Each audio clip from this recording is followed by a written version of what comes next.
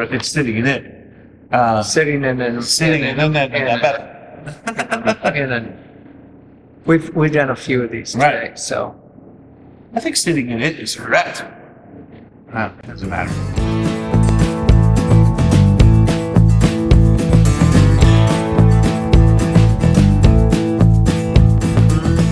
coming to you virtually live from the Beer Whiskey Studios high atop Barley's Tap Room on Washington Street in glorious downtown Greenville, South Carolina. I ran out of breath saying all that. I'm Russ Heaps, and welcome to this episode of It's Just Bourbon. And that's where we find a bourbon that we think we're interested in. Well, we know we're interested in because we both had this, but we hope that you're interested in. I'm here with my good buddy, Big John Richards, and we are going to sniff and sip and chat about this bourbon. And what we have today is, John, is Calumet Farm Single Rack Black 15-year-old Kentucky Straight Bourbon.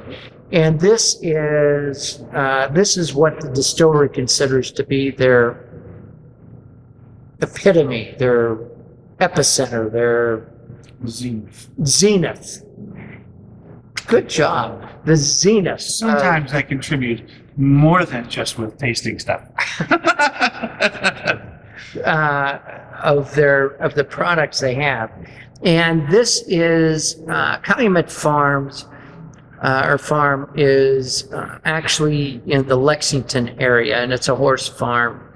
And it's been there for, I don't know, 150 years or something.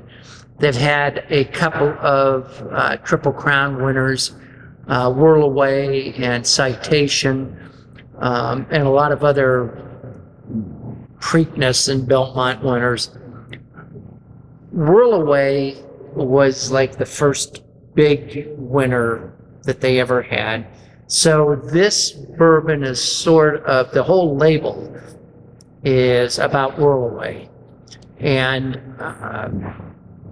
I guess I have it written down here. I was hoping not to have to consult.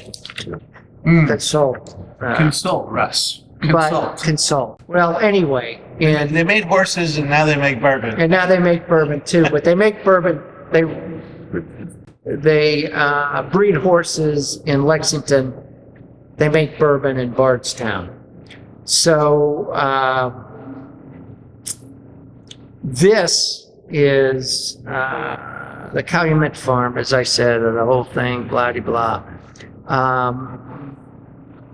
It's 105 proof, 52.5% ABV, mash bill 74% corn, 18% rye, 8% malted barley. That's about all you need to know. The price is somewhere between $120 and $135. And I just want to mention that one of the members of the Beer Whiskey crew,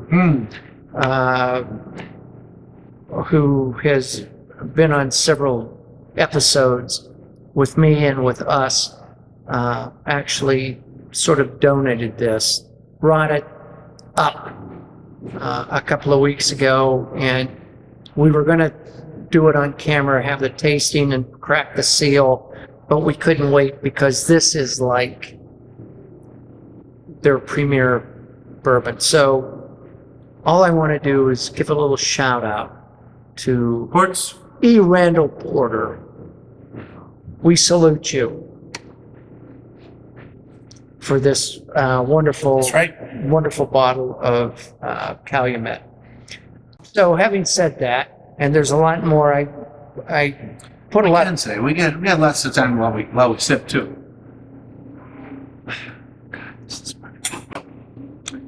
Text Miss Lily. Hey, from across the room. Actually, there's a little bit of some fun floral things that I didn't catch, I think, the first time we sipped this together. Well, we were like smoking cigars and shit Yeah, we the were. last time. we And did let me this. tell you, smoking a cigar with a bourbon changes both things, and most times for the better. But if you're doing this, you want to do it alone. And in fact, if we could smoke cigars at Barley's, we would probably, when we get to the 2 or 3 episodes that we shoot of bourbon and whiskey and tequila, we'd probably smoke a cigar. Bourbon and cigars are fun. I mean, just being alive is fun. Just doing stuff is fun. You know, there's a lot going on in that aroma, and if I sniff too long, I get that hairspray acetone thing. But if those little short sniffs, we're holding it down here. There's a lot of fun things that are going on in there. There's a lot of that floral stuff. There's a lot of butterscotch and caramel stuff that's going on in that nose. And is this the one we argued about cherries? Am I smelling cherries this time? Well, after we tasted this the first time a couple of weeks ago, we watched some other people who had reviewed this, and these, I don't even remember who they are, but these 2 guys, and they're like, "Oh, cherries! It's cherries! It's cherries! It's go!" You know, and they did this whole thing about cherries, and maybe there is cherries in there. Well, I don't get it. So this time, just when I did that, I thought, oh, there's definitely something fruity going on in there, and then my mind went to cherries, and then I had to ask if this was the one we argued about cherries about. Yeah. So I'm gonna go with cherries, Russ. I think it says a lot of cherries in it. From the horse's mouth.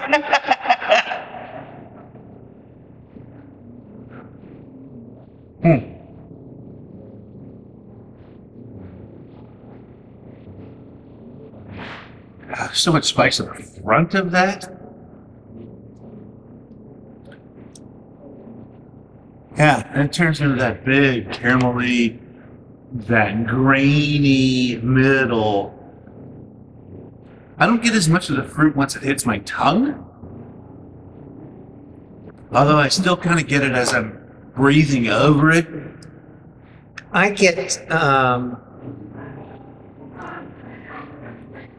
as I sit here and work my mouth around it, but I'm getting some oak. Yeah, I think that's probably the spice that I started with if I had to make a guess. Because it's not spicy like a rye.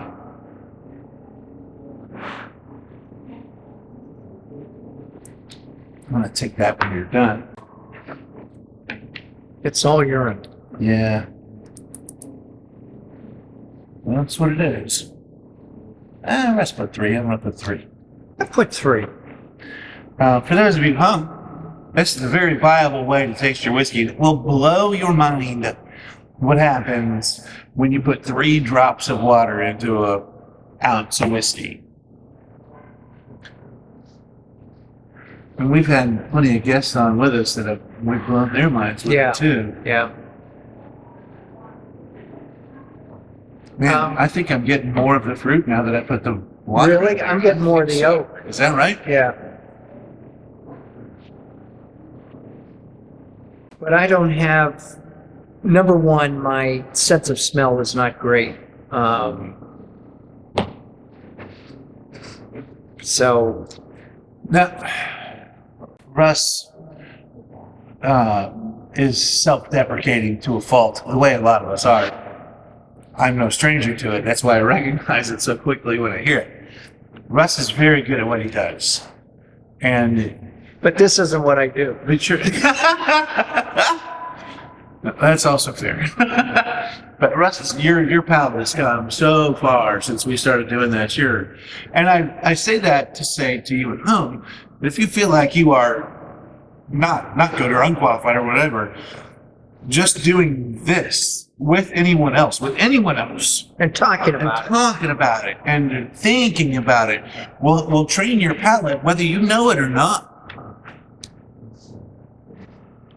As hard as I work trying to find cherry in this, I do not find cherry. I'm getting fruit this time through that I did not get the first time we tasted this. And they brought me in, they tasted it, And they brought me in blind and said, Big John, what are you tasting? And they both stared at me. What are you tasting? Because John has a palate, neither one of Ports and I don't. And we all agreed that at that point I went through a litany of flavors I thought I was tasting, and I didn't taste any fruit. And we got to that, they were like, well, these guys all said cherry. I was like, I don't think nothing in this is coming off fruity to me. Today, it is. And it may, I don't know whether it's because it's opened up in the couple of weeks since we tasted it, or since we opened Well, it. that's possible as well. Or whether I'm just in a different spot. My palate is in a different place today.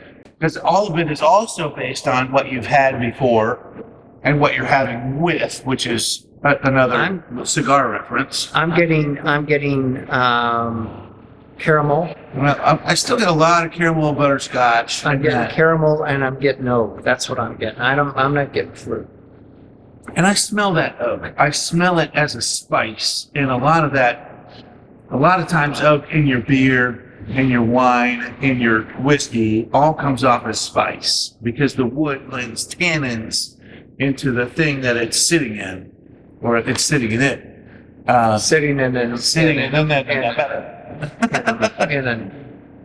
We've done a few of these today, Right. so I think sitting in it is correct. It doesn't matter.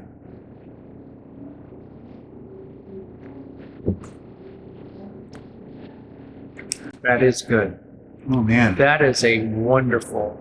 that the bread and the grain opens up if you just let it macerate a little on your tongue. Oh man, Macerate. How do you spell macerate? with a P. It's silent like it's silent like in pterodactyl. That's a whole nother story. You know, me and my Monday friends, we have a religious holiday. It's our sacred holiday. It's called Pteranodon. It's February the 25th. We just passed it. For those of you who want to know Pteranodon, because it's a long story. Pteranodon's a religious holiday. It is a holiday of new beginnings. So February 25th is when you celebrate all your new beginnings and new projects that you're about to embark on. And it's the holiday of Pteranodon. Not to be confused with pterodactyl, which does not exist. But it does begin with a P. But it does begin with a P. Same as Pteranodon. So anyway, I think end result is that this whiskey is definitely worth the price. The smoothness, the accessibility of a whiskey this big and this flavorful is really remarkable. And the amount of flavors that even us amateurs have been able to pull out of this thing. I mean, it is so smooth. It's so smooth. It is smooth. Yeah. I mean, there's just no real lingering bite to this at all. It's bonkers. So, if you can find it, it's a little difficult to find. Yeah.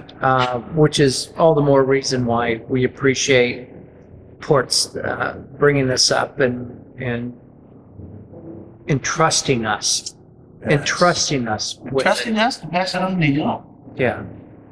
So, anything else? Here's to it. Come on. So damn lucky. See you next time.